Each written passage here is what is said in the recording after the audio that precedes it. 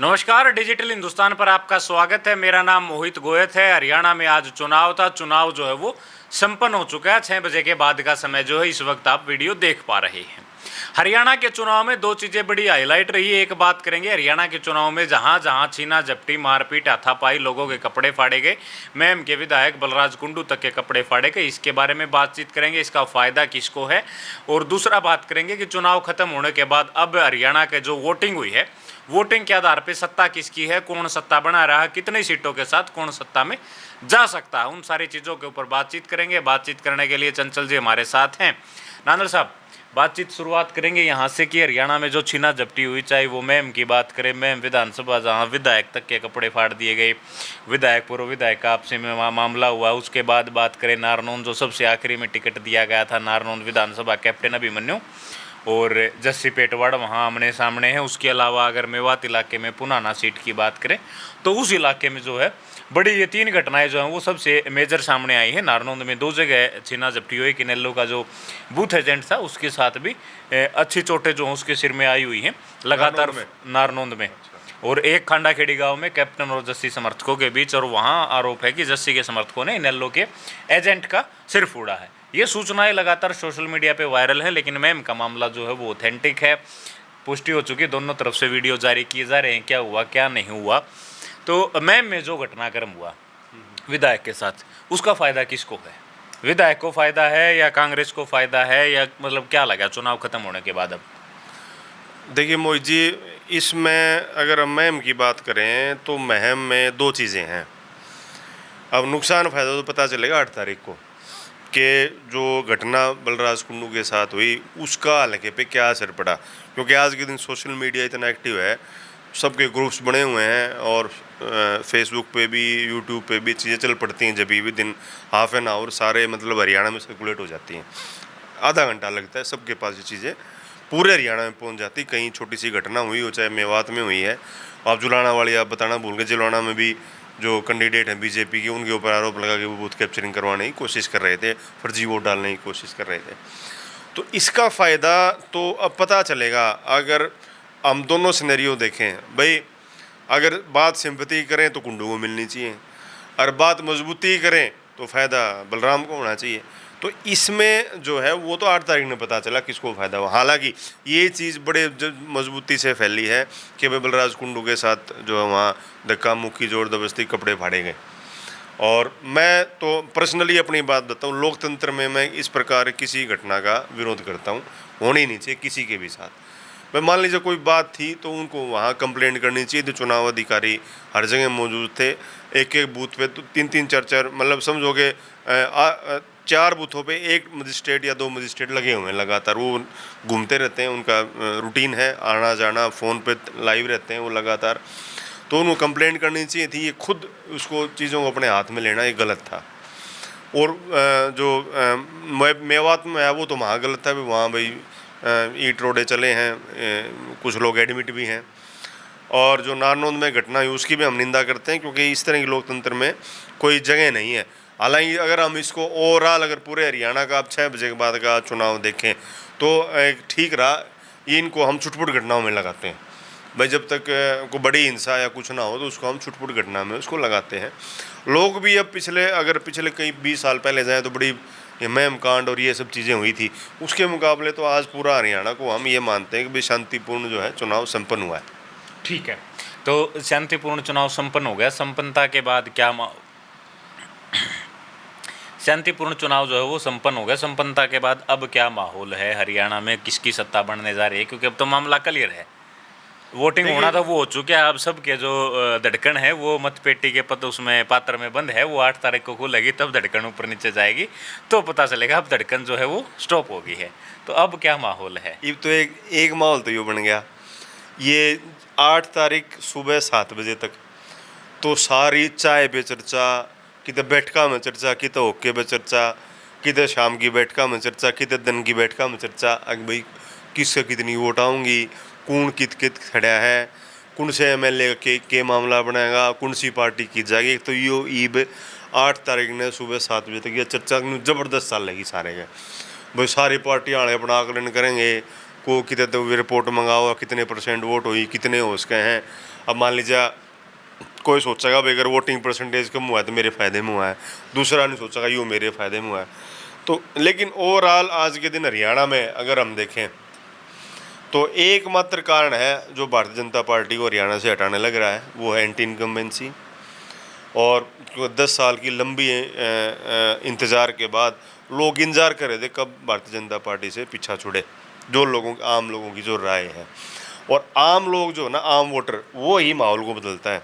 Worker तो दोनों तीनों चारों जितनी पार्टियां चुनाव में सबके वर्कर होते हैं, और किसी के पास भाई 20 हो, किसी के पास 30 हो गए, फ़र्क इतना ही होता है, लेकिन वर्कर वर्कर होता है। लेकिन जो आम आदमी जब वो चलता है वोट डालने, वो महसूस करता है। हुआ ये है कि भारतीय जनता पार्टी की जो सेकंड टेन्योर था, उसमें भारतीय जनता पार्टी ने आम आदमी को तंग कर दिया पूरा। चाहे वो पोर्टलों की बात हो, कितने पोर्टल बने हैं। अब सबसे बड़ी बात तो मैं ग्रामीण क्षेत्र की ले लूँ कि भाई गंडा बेचने आना है तो उसको पोर्टल पे अपडेट करना पड़ेगा। अब एक खेतड़ आदमी, उसको कंप्यूटर चलाना नहीं आता, वो कंप्यूटर वाले के पास जाएगा, उसको अपलोड कराएगा, फिर इंतज़ार करेगा अपनी बारी का।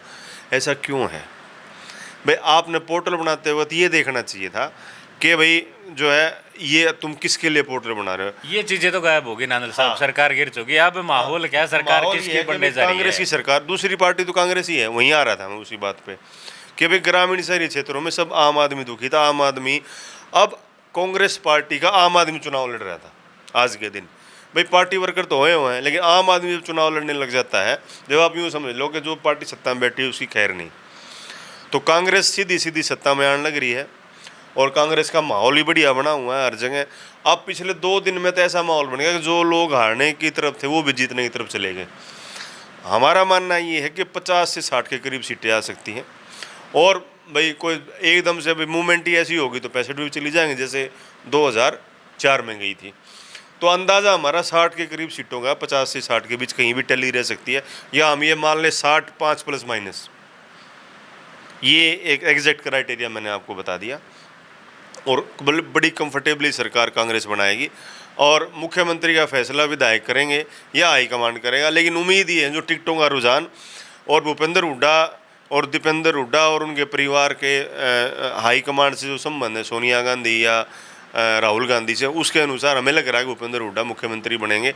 हाँ, एक बात और आती है जो बहुत सारे लोग उठा रहे हैं या बातें हो रही हैं, आपने पूछना चाहिए था ये सवाल, कि भाई बहुत सारे लोग ऐसे कह रहे हैं कि 2004 में भाई सारी टिकटें भजनलाल ने बांटी थी और बना दिया मुख्यमंत्री भूपेंद्र हुड्डा को। वहाँ स्थिति ये थी कि जो भजनलाल थे, पूर्व में मुख्यमंत्री जो रहे हैं, कांग्रेस अध्यक्ष भी रहे हैं, विभिन्न पदों पे रहे हैं, उनकी सोनिया गांधी से नहीं बनती थी। और यही एक मुख्य कारण था कि उनको मुख्यमंत्री नहीं बनाया गया। यहाँ स्थिति दूसरी है। लोग कहते हैं कि भाई भूपेंद्र हुड्डा से टिकटें बंटवा के जितवा के उनको मुख्यमंत्री नहीं बनाएंगे। ऐसा नहीं है, बहुत बढ़िया संबंध है इनके। आप शुरू से देख लो, विपक्ष में रहे हैं और सत्ता पक्ष में रहे, जब भी बहुत बढ़िया संबंध है। अभी प्रियंका गांधी आई थी, वो भी राहुल गांधी के ऊपर कम से कम 3-4 मिनट बोल के गई स्पेशली। तो ये सारी चीज़ें एक इंडिकेशन देती हैं जो इनकी मेहनत है, और जो इनके जो टिकटें बांटी हैं और जो आदमी जीत के आएंगे, उन सब में अगर सबसे प्लस भूपेंद्र हुड्डा का बनता है। ठीक है जी, भूपेंद्र हुड्डा सीएम बनने जा रहे हैं आपके अनुसार? वो तो 8 तारीख को पता चलेगा जब कांग्रेस सत्ता में आएगी। अभी तो पता चलेगा, ये पता चलेगा 10 तारीख तक। 8 को सब बन के आएंगे, विविधा एक बैठक होगी, सारे माहौल बनना शुरू हो जाएगा। जाएगा। तो अब जैसे 2004 का आपने जिक्र किया, इस हिसाब से तो उदय भान जी का भी कद बढ़ने वाला, क्योंकि उनके नेतृत्व में प्रदेश में चुनाव लड़ा गया। 100% बढ़ेगा कद, इसमें कोई दो राय नहीं है। अब फूलचंद मुलाना का उस टाइम 10 साल की सत्ता में बहुत बड़ा कद था, और आज अब फूलचंद मुलाना बेचारे बुजुर्ग हो गए हैं और उनकी जगह उदय भान है, उनका कद बहुत ज़्यादा बढ़ने वाला है। इसमें कोई नो डाउट। हो सकता है उनको बढ़िया मंत्री पद दे दें, उप मुख्यमंत्री भी बना दें, डिपेंड करता है क्या रहेगा। एक फार्मूला बनेगा सरकार बनाने का, लेकिन कद बढ़ने वाला ये निश्चित है। ये निश्चित है, इसमें कोई दो राय नहीं। भाई पार्टी अध्यक्ष है, उनकी अध्यक्षता में सारा काम उन्होंने समन्वय बनाए रखा है। टिकटें बांटने से लेके सारे कामों में वो इन्वॉल्व रहे हैं, एक्टिव रहे हैं सारे काम में। वो जो पार्टी अध्यक्ष थे उनके साइन के बगैर तो टिकट भी नहीं आनी थी। अच्छा, बीजेपी में क्या होने वाला? बीजेपी की कितने सीटें मान रहे हो? अब बीजेपी कहाँ स्टैंड करेगी? देखो, बीजेपी हमें लगता है आज के दिन वो इंडिपेंडेंट का उनका फार्मूला है। अगर इंडिपेंडेंट जो बची हुई 30 सीटें हैं उनमें बीजेपी का फार्मूला सीधा सा है, कुछ दो सीटें हम इन लोगों की मान रहे हैं कि या दो, उससे ज़्यादा इन लोगों की सीट नहीं आने वाली। जेजेपी और जो आज़ाद समाज पार्टी का कोई खाता नहीं खुलना, आम आदमी पार्टी का कोई खाता नहीं खुलना, बल्कि 90% सीटों में इनकी जमानतें जब्त होनी है। और अगर जो बच गए अब बीजेपी और इंडिपेंडेंट, वो ये है कि इंडिपेंडेंट अगर 5 से ऊपर कूद गए, 2 ये होगी 7, तो बाकी सीटें हम बीजेपी की मान रहे हैं। अगर 10 हो गए इंडिपेंडेंट और 2 इन लो तो 18 सीटें, यही है भी 15 से 20 के बीच सीटें बीजेपी की रहने वाली हैं। मतलब ओवरऑल 10 से 20, मतलब आप मान लो 10 से 20 सीटें अगर हम यूँ कर दें, या 15 प्लस माइनस कर दो, कुछ ही कर दो, इसके आसपास रहने वाली है। क्योंकि ना एग्जैक्ट तो कोई भी नहीं बता सकता कितनी सीटें, सब अंदाजा है, 15 से 25 के बीच भी रह सकती हैं। पार्लियामेंट चुनाव में क्या था फिर? 42, 44, 50-50, पार्लियामेंट में हरियाणा में 50-50 कर दिया, सीटों की एवरेज देखें तो 42-44 कर दिया। तो ऐसा कुछ फार्मूला तो नहीं बैठ जाएगा कि अब की बार जो ऐसा आप पिछली बार का चुनाव देख लो, 2019 का जो पार्लियामेंट चुनाव हुआ, जो है एक भी सीट नहीं आई थी कांग्रेस की, 10 की 10 बीजेपी के पास थी। फिर 6 महीने बाद जब चुनाव होता, 3-4 महीने के अंदर ही डिक्लेयर हो गया था, उसमें 31 सीटें ली थी कांग्रेस ने, वो कहाँ से आ गई? देखिए, लोकसभा और विधानसभा का चुनाव अलग अलग होता है। वहाँ मोदी फैक्टर भी था, यहाँ मोदी फैक्टर नहीं है, यहाँ लोकल मुद्दे हैं। हर विधानसभा क्षेत्र के लोकल चेहरा भी काम करता है। हर कॉन्स्टिट्यूंसी में टिकट अगर मजबूत आदमी को मिलती है, चाहे वो पार्टी किसी का है, वो फाइट में होता है। हार जीत तो देखो फिर वो किस्मत की है उसकी। तो चेहरा बहुत बड़ा फेस वैल्यू विधानसभा में बहुत बड़ी चीज़ है। किसी ने मेहनत करके उसको टिकट ही मिल जाए तो बल्ले बल्ले हो जाती है। तो ये चीज़ें हैं इसमें। अच्छा, अब इन सीटों की बात करेंगे जहाँ जहाँ ये फाइट हुई है। 2 की बात कर लेते हैं हमें, मैम और नारनौंद। जी। मैम में क्या है फाइट? क्योंकि राधा शमशेर हो या भाई बलराम हो या बलराज कुंडू हो, इन तीनों में फाइट थी। बाकी लोग तो जो है चौथे 5वें नंबर की लड़ाई में थे। इनमें ओवरऑल क्या माहौल रहा? क्योंकि वोटिंग जिस हिसाब से हुई है, तो क्या माहौल देखने को मिल रहा है? मुझे लगता है कि जो पहले दूसरे की लड़ाई तो बलराम और बलराज में है। अच्छा, राधा सीन में नहीं है? हाँ, नहीं है सीन में। जो तीसरे चौथे की लड़ाई है वो राधा और बीजेपी की है। अच्छा, ठीक है जी। और जो अगली लड़ाई बच गई वो आम आदमी पार्टी और बाली पहलवान की, वो लड़ेंगे। ये क्लियर है। इसमें ऊपर नीचे कौन रहेगा ये 8 तारीख को बता पाएंगे हम। नारनौंद में क्या सिनेरियो बनने वाला है? क्योंकि नारनौंद भी बड़ी हॉट सीट है, और नारनौंद हरियाणा में अगर चर्चा का विषय अगर कैसे आई तो वो दादा गौतम की वजह से आई थी, कि दादा गौतम मतलब नारनौंद। जी। तो अब दादा गौतम हालांकि सफेदों से लड़ रहे हैं, वो अलग चीज़ें हैं, लेकिन वहाँ जस्सी पेटवाड़ और कैप्टन अभिमन्यु में खिंची हुई है। कैप्टन अभिमन्यु पूर्व में जो पहले टर्म की बीजेपी सरकार थी तो वित्त मंत्री थे, और कई दफ़ा जब बीजेपी के नेता आते हैं, चाहे वो कोई भी बड़ा नेता आए, तो कहते हैं भाई जाटों को हम खजाना मंत्री दे रहे, इससे बड़ा क्या लोगे खजाना आपका, जो करना वो करो। और सामने जो है पहली बार कांग्रेस ने युवा को टिकट दी है, और 52 साल से वहाँ कोई जीता नहीं है, तो कांग्रेस वहाँ दावा कर रही है हम 52 साल का रिकॉर्ड तोड़ने वाले हैं। दूसरी तरफ कप्तान के समर्थक जो हैं वे दावा कर रहे हैं कि भाई इसकी नाड़ में जो सरिया था वो हमने 2019 में काट दे, कि नहीं, ये भी हमारा बरगा है और हम इसको जिताने जा रहे हैं। वहाँ क्या माहौल? क्योंकि अब वोटिंग हो चुकी है, वो तो 8 को पता चलेगा, लेकिन ओवरऑल माहौल क्या लगता है?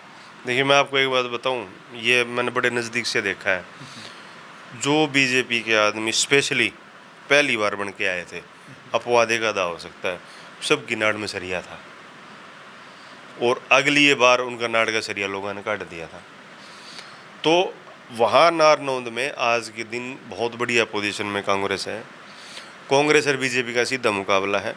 लेकिन हम उम्मीद ये कर रहे हैं कि जो चीज़ें, जो माहौल, जो बातें, जो हम भी लोगों से बात कर रहे हैं न्यूट्रल होकर, हम तो न्यूट्रल होकर बात करते हैं, तो जो बातें आ रही हैं वो ये आ रही हैं कि भाई जो कांग्रेस वहाँ मतलब प्लस में है। प्लस में में मतलब कैप्टन की नाड़े का सरिया मतलब लोग मानने नहीं, ये लेकर गया 2019 में कट गया था। जो बचा कुचा को कम सूद का रह रहा होगा वही हो जाएगा बराबर, सही बराबर हो जाएगा।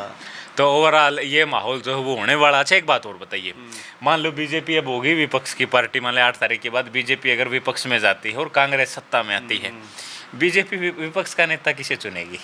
क्योंकि यहाँ तो उड़ा साहब एक तरह चुन दिया, बीजेपी में ये लड़ाई भी होने वाली, क्योंकि टिकटों के टाइम पे जो रोहारा हटता था रामविलास शर्मा की देख के ना, वो एक बड़ी विचलित करने वाली थी कि उस दौर में, जिस दौर में कोई बीजेपी का झंडा नहीं उठाता था, वो जिंदाबाद बोलते थे। तो विपक्ष का नेता कौन होगा बीजेपी में, क्या लगता है? देखो, बीजेपी आश्चर्यचकित करती है हर बार। ये तो रामविलास शर्मा थे जो हारे हुए MLA थे, इन्होंने तो मुख्यमंत्री तक बदल दिए, आपके सामने है सारी चीज़ें। तो ये अभी कन्फर्म नहीं है, वो किसी नए आदमी को भी बना सकते हैं विपक्ष का नेता, जरूरी नहीं है कि नायब सैनी को भी बनाए। नायब सैनी अभी जो है उसको केंद्र में ले जाएंगे उठा के, बहुत सारी चीज़ें हैं उनके पास करने के लिए। लेकिन फिलहाल आज की जो वोटिंग का हालात देख के तो लग रहा है कि नायब सैनी खुद फंसे हुए हैं। नायब सैनी खुद भी फंसे हुए हैं, फिर नायब सैनी का कसूर भी नहीं है ज़्यादा सा, कसूर तो मनोहर लाल खट्टर का है, जिन्होंने जो है वो 9.5 साल राज किया। अब 3 महीने में बेचारा नायब सैनी क्या कर पाता, घोषणाओं के अलावा कुछ नहीं कर सकता था। अब उस घोषणाओं में कितनी परसेंटेज वोटिंग बढ़ी है वो सीटों में पता लग जाएगी। जैनू लगेगा अगर उसके लोगों ने कुछ भरोसा करा तो 20 के करीब सीट आ जाएंगी, 21-22 आ जाएंगी। लगा तो 15 से कम, जो कांग्रेस के साथ हुआ था 2014 में, भाई 14 या 15 सीट रहेगी थी, तो वो भी तो बहुत बड़ी एंटी इनकम ऐसी थी ना कांग्रेस के खिलाफ। सेम यहाँ पे है। हालांकि भाई भारतीय जनता पार्टी फिलहाल सत्ता में है, उन्होंने साम दाम दंड भेद सब कुछ लगा रखा है हरियाणा में। कोई नेता ऐसा छोटा नहीं जो आया नहीं हो। कांग्रेस ने भी हालांकि पूरी मेहनत करी इस मामले में। अच्छा, लेकिन एक चीज़ और देखने को मिली इस चुनाव में, नोटों के बंडल लोग बांटते दिखे। चाहे वो मतलब कई सारे, एक भिवानी का वीडियो आ रहा है जिसमें मतलब कई लाख रुपए लोग जो हैं ऐसे मतलब कोड़ी भर के ले जाने लग रहे हैं पैसा की। बड़ौदा का एक वीडियो सामने आया, और भी कई जगह पैसे दे के वोट खरीदते।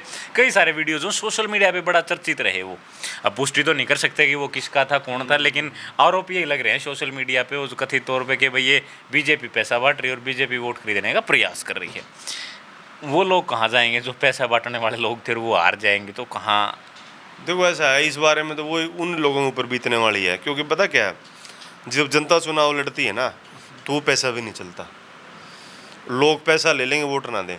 जैसे आपने सुना होगा, आम आदमी पार्टी ने दिल्ली में अरविंद केजरीवाल ने कहा था भी पैसा ले लो इनसे और वोट मत दियो, तो लोगों ने वहाँ ऐसा ही किया। आम आदमी पार्टी आज भी सत्ता में बैठी है।